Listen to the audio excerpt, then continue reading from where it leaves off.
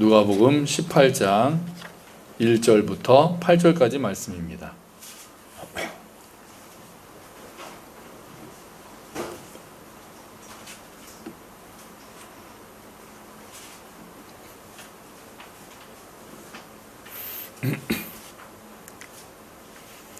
누가복음 18장 1절부터 8절까지 말씀.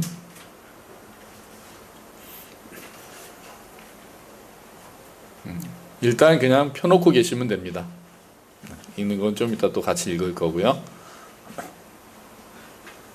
찾으셨죠? 신약 126페이지에 있습니다. 누가복음 18장 1절부터 8절까지 말씀이고, 일단 1절만 한번 같이 읽어볼까요? 같이 읽겠습니다. 예수께서 그들에게 항상 기도하고 낙심하지 말아야 할 것을 비유로 말씀하여. 아멘.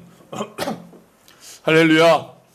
네, 또 함께 예배 드릴 수 있는 것만 해도 참 감사합니다. 저 앞에 남부법원 있는 거 아시죠? 남부지검 남부법원이 같이 있는데요.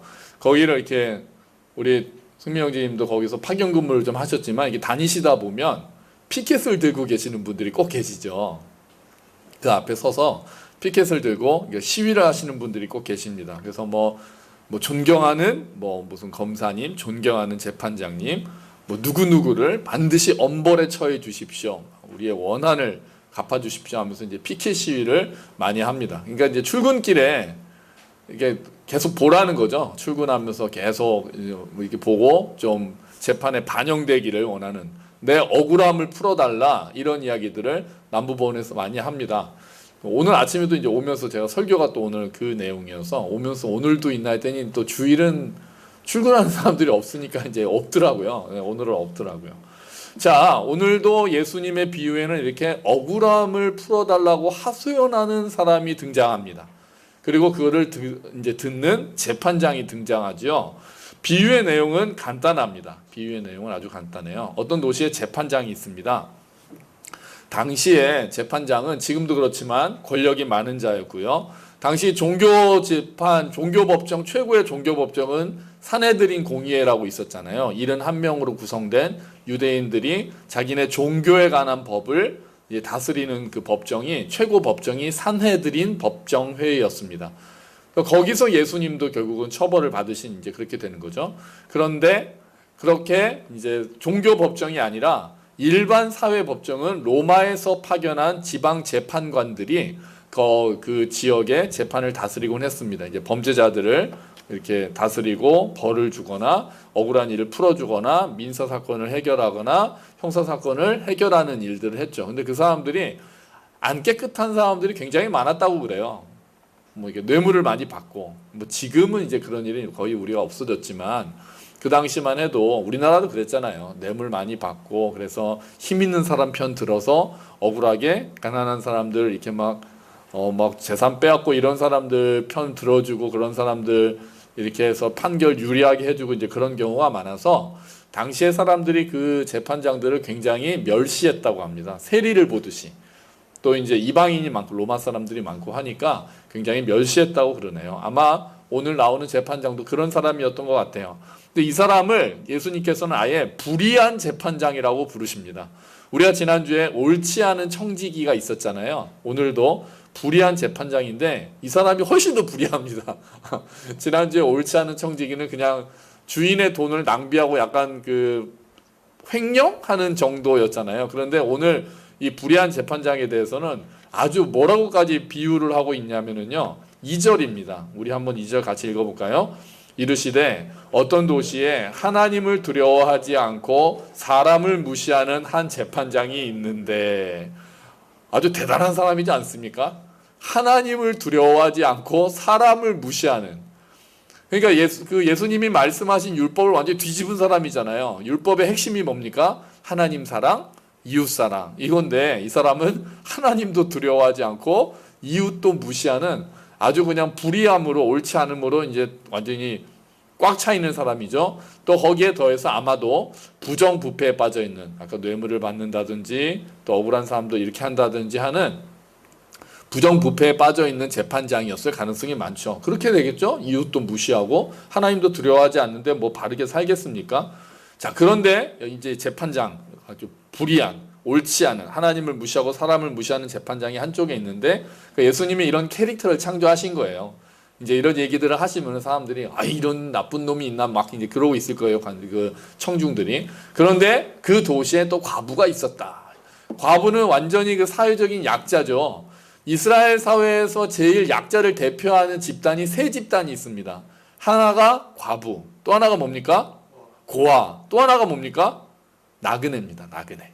그래서 고아와 과부와 나그네를 돌보라는 게 율법에서도 계속해서 반복되는 이야기이기도 하거든요. 그러니까 한쪽에는 불의한, 옳지도 않은 재판장이고 또 권력이 있는 재판장이 있다면, 도시의 또 한쪽에는 아주 힘이 약하고 돌봄을 받아야 되고 아마 경제적으로도 어렵고 사회적으로도 힘이 없는 과부가 딱 등장하는 거예요. 그런데 이 과부가 어느 날 억울한 일을 당합니다. 그 내용은 나오지 않아요. 그냥 억울한 일을 당해요. 억울한 일을 당해서 재판장한테 가서 내 원한을 풀어달라 이렇게 얘기합니다. 그러니까 정당성은 아마도 과부에게 있는 것 같아요. 그러니까 과부가 뭘 잘못한 그런 문제가 아니라 날 봐주세요 이런 게 아니라 내가 뭔가 억울한 일을 당했으니까 그거를 풀어달라고 재판장한테 가서 재판을 요청하는 거죠. 판결을. 그런데 재판장이 그 말을 무시합니다. 그게 전공이잖아요. 사람을 무시하는 거. 더군다나 뭐 뇌물을 가져오는 것도 아니고 사회적이나 경제적으로 약자인 과부의 그런 이야기니까 아예 그냥 듣지도 않는 거예요. 그냥 무시합니다. 그랬더니 이 사람이 자주 갑니다. 할 수 있는 게 피켓 시위하는 것밖에 없잖아요. 자주 갑니다. 출근길에도 갔겠죠. 어쩌면 집으로 찾아갈 수도 있겠죠. 계속해서 내 억울함을 풀어주세요. 풀어주세요. 그러니까 재판장은 관심도 두지 않고 뭐 정의에 관심이 없고 동정심도 없고 사람을 무시하고 하나님도 두려워하지 않는 사람이니까 계속해서 그냥 관심이 없어요. 과부가 계속해서 찾아갑니다. 계속해서 찾아가는 것밖에 방법이 없었나 봐요. 그랬더니 이 재판장의 마음이 바뀌었습니다. 이 바뀐 게 또 신기하죠. 예수님께서 이야기를 만드신 거예요. 4절 한번 볼까요? 4절, 5절 같이 읽어봅시다. 그가 얼마 동안 듣지 아니하다가 후에 속으로 생각하되 내가 하나님을 두려워하지 않고 사람을 무시하나 이 과부가 나를 번거롭게 하니 내가 그 원한을 풀어주리라. 그렇지 않으면 늘 와서 나를 괴롭게 하리라 하였느니라. 아멘. 자, 그러니까 불의한 재판장이 마음이 갑자기 동정심이 찬 겁니까? 아니에요. 갑자기 막 정의감이 내가 이 정의를 지켜야 되겠구나, 내 양심이 찔리는구나 이런 거였습니까? 그것도 아닙니다. 단지 뭐 해서? 귀찮아서. 정말 이 사람 귀찮게 하네. 이거 밥도 마음대로 못 먹게 하고 또 동네 망신이고 사람들이 와서 막 억울함을 풀어달라 막 재판장이 이제 그렇게 하니까 사람들 보기에도 부끄럽고 계속 번거롭게 하고 나를 괴롭게 하는구나. 이 괴롭게 한다라는 단어가요. 그 원래 헬라어는 눈을 때려서 멍들게 하다는 단어거든요. 그러니까 권투 선수가 때려서 멍이 든다. 그러니까 지금 굉장히 막 맞을 것처럼 너무 괴로운 거예요. 그 사람이 하도 시끄럽게 하니까 창피하고 막 그랬던 거예요. 안 되겠다. 그냥 내가 원한을 풀어주고 말지. 그렇게 얘기가 끝납니다. 자, 그러니까 이 사람 끝까지 이기적인 사람이죠. 옳은 사람이 아닙니다. 계속해서 귀찮아서 자기를 위해서 이제 풀어줍니다. 자, 그러면 예수님이 이 얘기를 왜 하셨습니까? 그러니까 결국은 풀어준 거잖아요. 하도 졸라대서 풀어준 거죠. 그러니까 예수님이 이렇게까지 이야기하신 다음에 7절에서 하나님을 등장시킵니다. 7절 한번 같이 읽어봅시다. 하물며 하나님께서 그 밤낮 부르짖는 택하신 자들의 원한을 풀어주지 아니하시겠느냐? 그들에게 오래 참으시겠느냐? 아멘. 그러니까 예수님께서는 지금 한쪽에는 그 불의한 재판장, 이 재판장이 옳지 않고 하나님을 두려워하지 않고 사람을 무시하지만 이 사람이 졸라대니까 귀찮아서라도 이 사람의 원한을 풀어줬으니 하물며, 이 하물며가 완전히 반전되는 거잖아요. 하나님은 불의하신 분이 아니다. 하나님은 선하신 아버지시다. 선하신 아버지께서 택하신 자녀들이 그렇게 밤낮으로 부르짖으면 그 기도를 들어주지 아니하시겠느냐? 그러니까 들어주신다는 거예요? 안 들어주신다는 거예요? 들어주실 것이다. 불의한 재판장은 과부가 막 졸라대서 했지만 하나님은 그런 분이 아니다. 째째하게 막 그런 분이 아니기 때문에 택하신 자들, 자녀들이 부르짖는 기도에는 하나님께서 응답하실 테니, 그러니까 뭐 하라는 겁니까? 기도하라는 겁니다. 그러니까 기도하라는 겁니다. 하나님께서 응답하실 것이다. 그 원한을 풀어주실 것이다. 이렇게 말씀하시는 거죠. 자, 그러면 우리가 이 비유를 가지고 이야기를 하면서 어떻게 적용을 많이 하냐면요. 그러니까 끈질기게 기도하자. 끈질기게 기도하자. 과부가 재판장을 졸라서 얻어냈던 것처럼 우리도 끈질기게 기도할 때, 믿음을 가지고 끈질기게 기도할 때 하나님께서 우리의 기도에 응답하실 것이다 라고 우리가 이 이야기를 많이 적용을 했습니다. 틀린 말 아닙니다.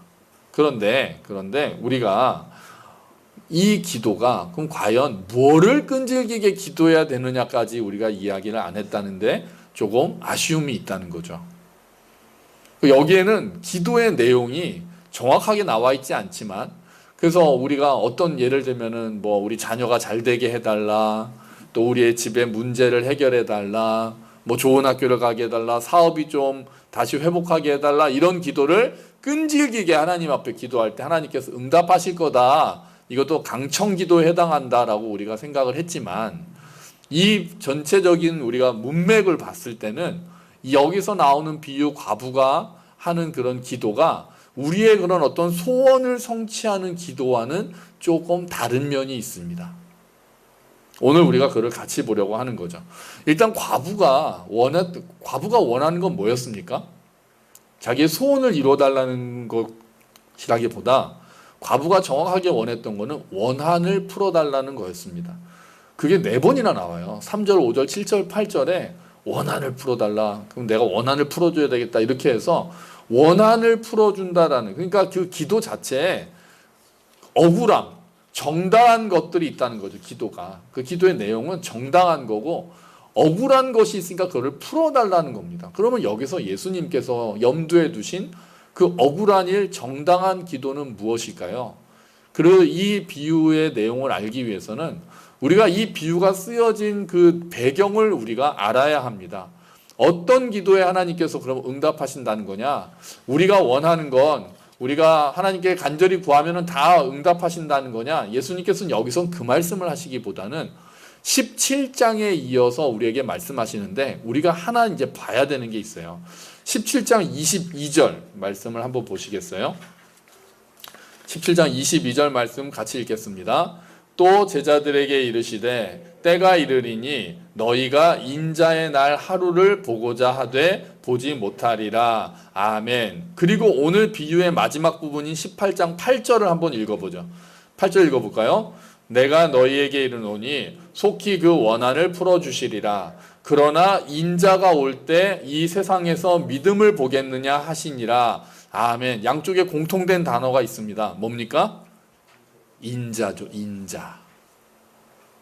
인자는 누구를 말합니까? 예수님을 가리키는 거거든요. 인자는. 그리고 23절도 보니까 인자, 22절에 인자의 날이라고 표현하고 있죠. 그거를 8절에서는 뭐라고 합니까? 인자가 올 때. 그러니까 22절부터 18장 8절까지가 한 덩어리 이야기인 거예요. 그러니까 18장 1절부터 8절까지만 딱 띄어서 우리가 보고 기도를 열심히 하자 이것만 보는 게 아니라 17장 22절부터 예수님이 이 비유를 말씀하시기 위해서 그 전에 하신 말씀이 있다는 거죠. 그게 17장 22절부터가 계속해서 인자의 날에 대해서 예수님이 말씀하십니다. 종말에 대해서 말씀하세요. 예수님이 재림에 대해서, 재림할 때 어떤 일이 일어날 거고 어떻게 재림할 것인지에 대해서 22절부터 7장 뒤에는 다 그 이야기만 하고 있습니다. 그렇게 예상치 못한 때 예수님이 로세날처럼 노아의 때처럼 예수님께서 전혀 예상치 못할 때 이렇게 올 것이다 라고 예수님께서는 말씀하시거든요. 17장에서. 그리고 나서 18장에 이 비유를 말씀하신 겁니다. 18장 1절 다시 한번 읽어볼까요? 예수께서 그들에게 항상 기도하고 낙심하지 말아야 할 것을 비유로 말씀하여 이르시되, 여기서 그들은 아까 우리가 22절에서 보았던 제자들입니다. 종말에 대해서 이야기를 말씀하신 다음에 너희가 재림을 기다리고 그 동안 세상은 악해질 거고 그리스도인들은 복음을 전하다가 또 하나님의 뜻대로 살다가 억울한 일들을 당할 것이다. 그럴 때 뭐 하지 마라? 낙심하지 마라는 얘기예요. 원한을 풀어주시는 하나님이시라는 거예요.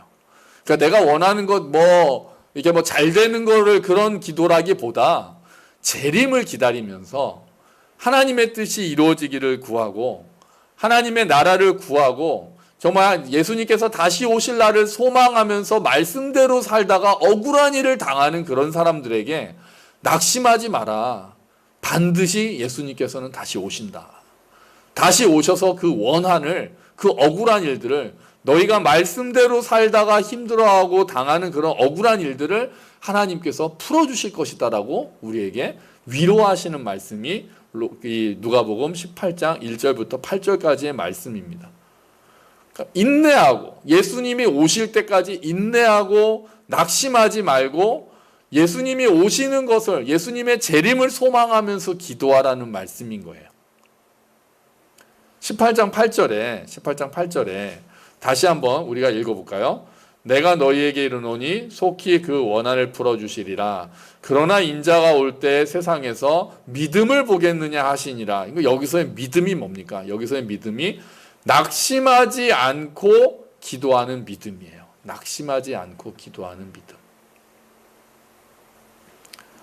예수님이 오신다는 것을 믿고 예수님이 다시 오신다는 것을 믿고 이 땅에 어려움이 있지만 그날을 소망하면서 낙심하지 않고 항상 기도하는 믿음이 예수님께서 다시 오실 때 보고 싶어 하시는 믿음이라는 거예요. 인자가 올 때 그런 믿음을 보겠느냐.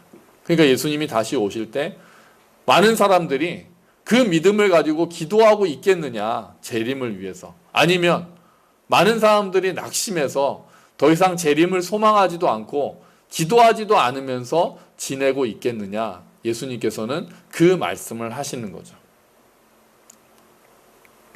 그러니까 결국 이 비유는 재림을 소망하는 기도에 대한 말씀을 하시는 거예요. 소원 성취를 위한 기도가 아니라 재림을 소망하면서 하나님 나라를 소망하면서 예수님이 오실 것을 기다리면서 이 땅에서 하나님의 뜻대로 살고자 하는 사람들의 삶, 그런 가운데서 겪는 어려움들에 대한 답답함, 그때 그 기도를 하나님께서 풀어주신다. 예수님께서 반드시 다시 오셔서 모든 것들을 바로잡으실 날이 있을 것이라는 말씀을 예수님께서는 이 비유를 통해서 하고 계시는 겁니다. 이 누가복음이 쓰여질 때도 예수님의 재림이 생각보다 늦어졌기 때문에 낙심하는 사람들이 많이 생겼던 것 같습니다. 예수님이 금방 오실 줄 알았거든요. 막 성령님이 임하시고, 사도행전에 보면 성령님이 임하시고 막 기적이 일어나고 이럴 때 이제 예수님이 곧 다시 오시는구나, 이런 것들을 생각하면서 기다리던 사람들이 생각보다 예수님의 재림이 늦어지면서 낙심하는 사람들이 생겼습니다. 그리고 예수님의 재림을 기다리다가 죽는 사람들이 생기고 박해가 일어나고 하면서 목숨을 잃으니 이런 사람들은 어떻게 될 것인가에 대해서 고민하는 사람들에게 사도 바울은 편지를 씁니다. 잠자는 자들은 다 마지막에 부활로 일어날 것이다라고 이야기를 합니다.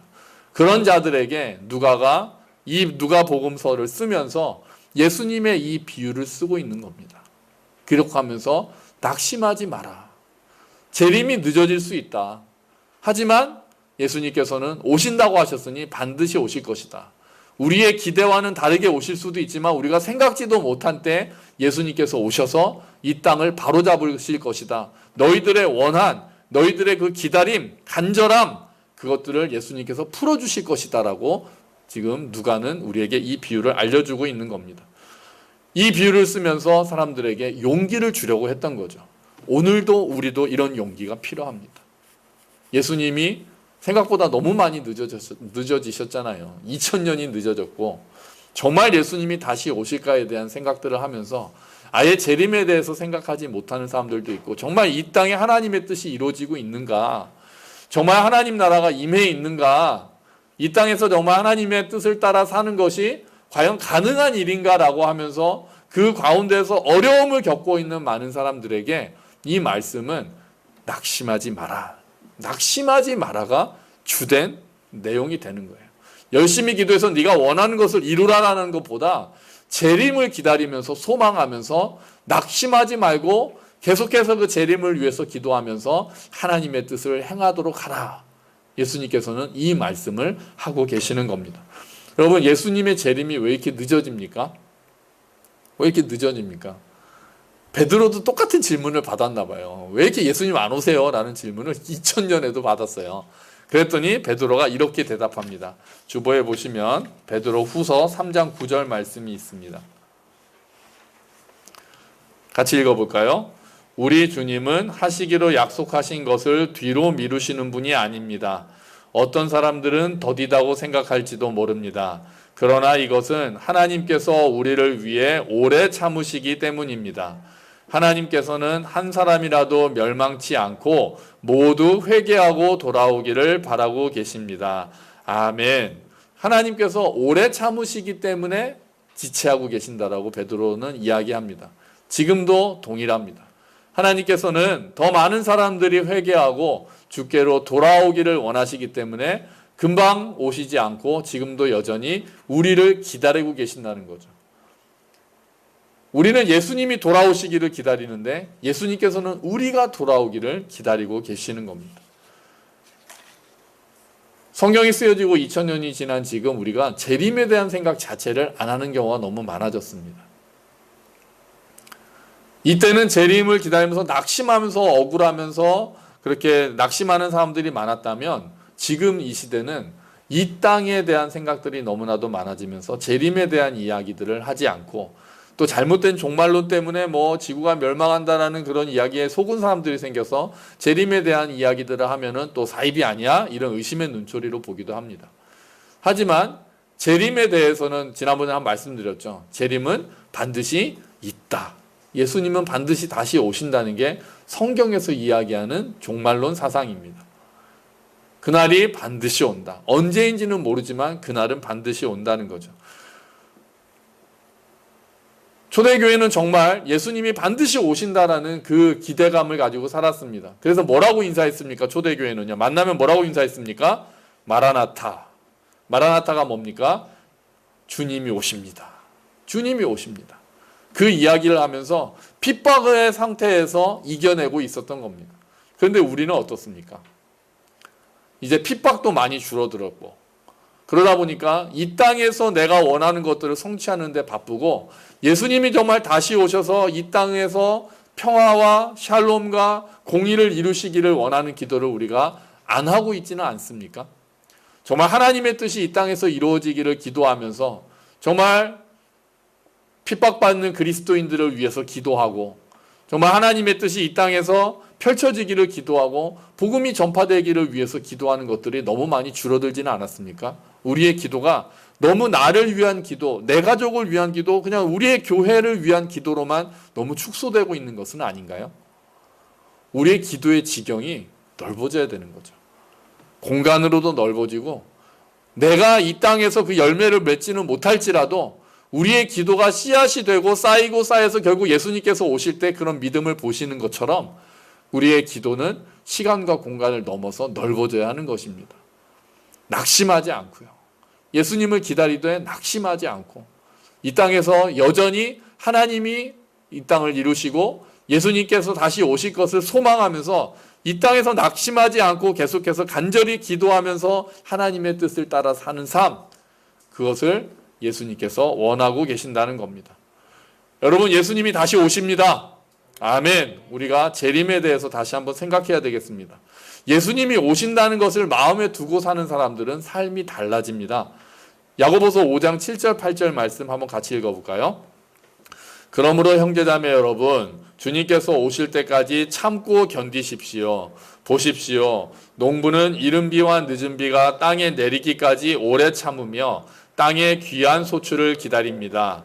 여러분도 참으십시오. 마음을 굳게 하십시오. 주님께서 오실 때가 가깝습니다. 아멘. 인내하며 살아가라는 뜻입니다. 하나님의 뜻을 따라 살고 하나님을 사모하고 예수님의 다시 오심을 기다리면서 이 땅을 살아가라는 겁니다. 예수님은 다시 오실 것입니다. 연약한 모습으로, 연약한 아기의 모습으로 이 땅에 2000년 전에 오셨던 예수님께서는 이제 만왕의 왕으로 만주의 주의 모습으로 다시 오실 것입니다. 오셔서 악인들을 심판하시고 모든 잘못된 것들을 바로잡으시고 우리의 모든 눈물을 씻어주시고 새하늘과 새 땅을 완성하실 것입니다. 그날을 소망하며 어려운 가운데서도 낙심하지 않고 재림을 소망하면서 기도하고 이 땅에서 먼저 그의 나라와 그의 의를 구하는 기도를 하면서 하나님의 뜻을 따라 행하는 저와 여러분이 되시기를 주의 이름으로 축원합니다. 아멘. 우리 같이 기도하겠습니다. 하나님, 우리가 낙심하지 않고 재림을 소망하기를 원합니다. 우리가 자꾸 잊어버리지 않고 예수님이 다시 오신다는 것을 기억하며 그날을 소망하고 항상 기도하는 우리가 되게 하여 주시옵소서. 그 뜻에 따라 사는 우리가 되게 하여 주시옵소서. 우리 함께 기도하겠습니다. 아멘.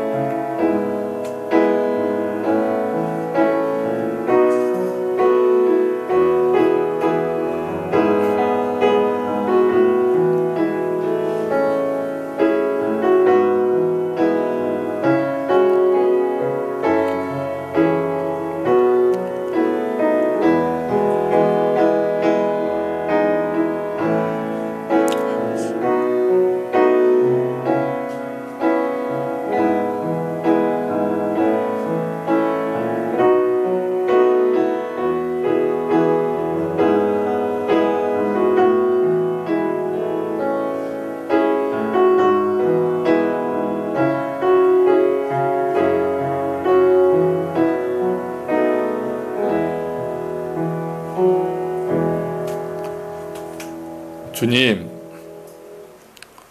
불의한 재판장이지만 과부의 기도에, 과부의 간절한 요청에 결국은 응답했습니다. 하물며 하나님께서는 좋으신 하나님이셔서 억울한 자들의 원한을 풀어주신다고 약속하십니다. 재림을 사모하며 예수님이 다시 오실 것을 기다리며 이 땅에서 하나님의 뜻을 따라 살면서 낙심하지 않도록 주님 도와주십시오. 우리가 낙심하지 않고 기도하기를 원합니다. 우리를 위한 기도만을 하는 것보다 우리의 기도의 지경이 넓어져서 우리의 기도가 시간을 넘고 공간을 넘어 정말 예수님의 재림을 소망하는 기도가 되게 하시고 이 땅에서 하나님의 뜻이 이루어질 것을 간절히 원하는 기도를 하며 예수님의 다시 오심을 기다리는 우리가 될 수 있도록 도와주십시오. 주님, 이 땅이 점점 어려워지는 부분들이 있습니다. 예수님이 다시 오신다는 믿음을 가지고 살기가 쉽지 않습니다. 핍박이 있기도 하고 또한 우리의 마음이 이 세상의 것에 빼앗겨서 예수님의 다시 오심을 기억하지 못할 때도 있습니다. 주님 말씀을 통해서 우리가 다시 한번 예수님이 오신다는 것을 깨닫고 그 사실을 믿고 인내하면서 먼저 그의 나라와 그의 의를 구하며 살아가는 우리 모두가 될 수 있도록 주님 은혜를 베풀어 주시옵소서. 오셔서 원한을 갚아주신다는, 택한 자들의 원한을 갚아주신다는 하나님께서 정말 이 땅에 다시 오실 때 새하늘과 새 땅이 완성되고 모든 잘못된 것이 바로잡히는 그날 주님 속히 이루어 주시옵소서. 감사합니다. 주님, 이 모든 말씀 예수 그리스도의 이름으로 기도합니다. 아멘. 우리 자리에서 일어서셔서 주기도문 찬양하시